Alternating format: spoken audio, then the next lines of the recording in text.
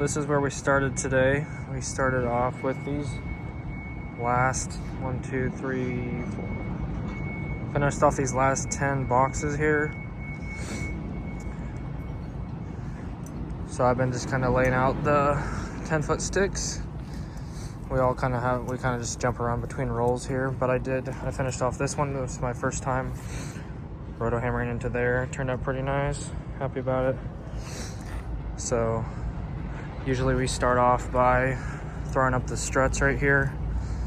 Throw up the strut, get those tied off to the rebar, throw up the 90s, and then I lay out the 10-foot sticks. We usually throw all 4 or 5 of those in, then cut them back here, throw the 90s in, just go 10-foot sticks. Actually, this is the one I did actually right there, so that's the one I worked on.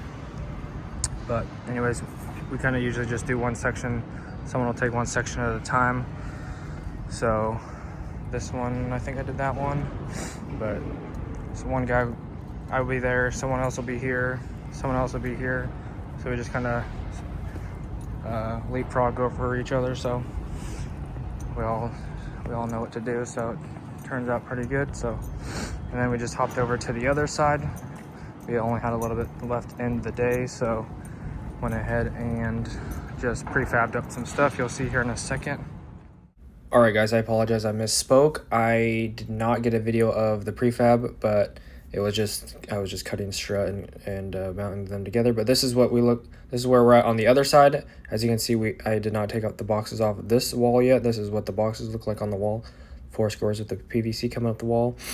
And then this is what it looks like without the forms on, just the FA flush with the concrete.